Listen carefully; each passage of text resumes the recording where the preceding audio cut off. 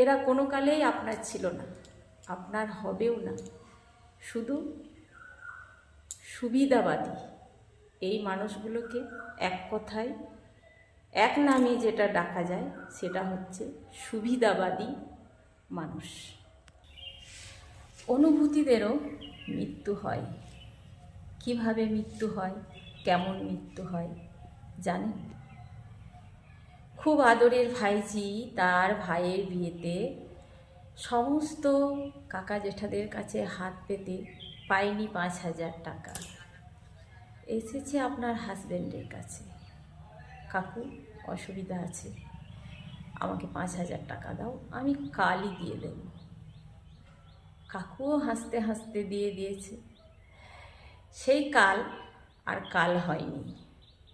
কাল গেছে, পরশু গেছে, মাস গেছে, বছর গেছে, কাকুও মুখের লজ্জায় চেয়ে উঠতে পারেনি। তারপর যখন দেখেছে টাকাটা দিচ্ছেই না, তখন কাকু বাধ্য হয়ে বলেছে, আমার অসুবিধা আছে, টাকাটা দিতে পারবি? তখন তারা দিয়েছে কেমন, কখনো 500, কখনো 1000, কখনো 1500। আপনি হয়তো একসাথে 5,000 টাকা বের করেছেন কোনো কাজে লাগাবো বলে, সেই 5,000 টাকাটি আপনি কেটে কেটে পেয়েছেন। আপনি মুখে তালা দিয়ে আছেন, যাক ভাইজি বটে, কী হবে, এইভাবেই দিচ্ছে।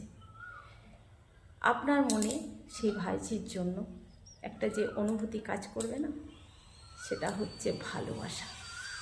সেই ভাইজি আপনার বাড়িতে এসে সেই কাকুর বউকে, সেই কাকিমাকে বলে যাবে, কাকিমা তুমি আমাদের বাড়ি নাইটি পরে যাবে না। কারণটা কি?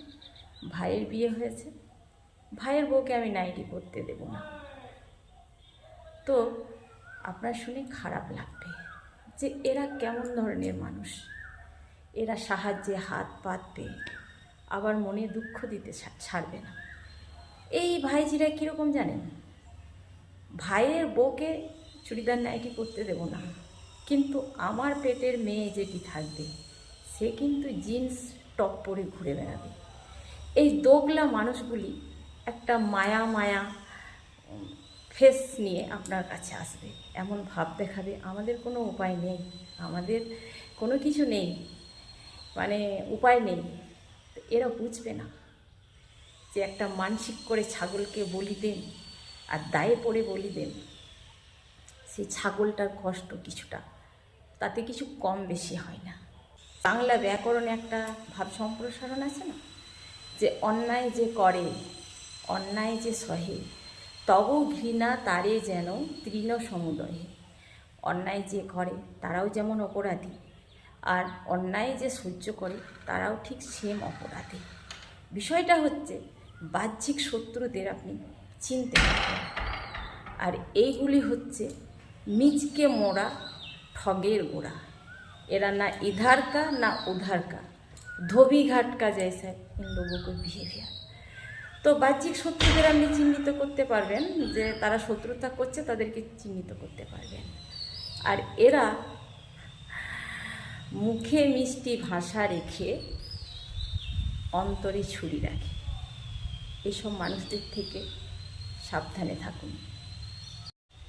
আর এদের জন্য অন্তর থেকে যে ভালোবাসা, যে অনুভূতিগুলো থাকে, সেগুলো একবার চলে গেলে আর ফিরে আসে না। ওই যে আপনি হাসি মুখে সব কিছু মেনে নেন আর স্যাক্রিফাইস করতে থাকেন, এরা ভাবে আপনার কোনো কষ্ট হয় না, আপনার কোনো অনুভূতি নেই, আপনাকে আঘাত করা যেতেই পারে। তাই পাল্টা জবাব দিতে না পারেন, অন্তত পক্ষে তাদের দোষগুণগুলো তুলে ধরুন, তাদের দোষ ত্রুটিগুলো তুলে ধরুন এবং তাদের থেকে দূরত্ব বাড়িয়ে নিন। এতে কিছু না হলেও আপনি শান্তিতে থাকবেন, আপনার মন শান্তিতে থাকবে, বারবার আপনার মন ভাঙবে না, আপনার মস্তিষ্কে অযথা কোনো গ্যাঞ্জার বাড়বে না। এরা ঠিক কেমন টাইপের হয় জানেন? এরা হয় সুযোগ সন্ধানী আর সুবিধাভোগী মানুষ।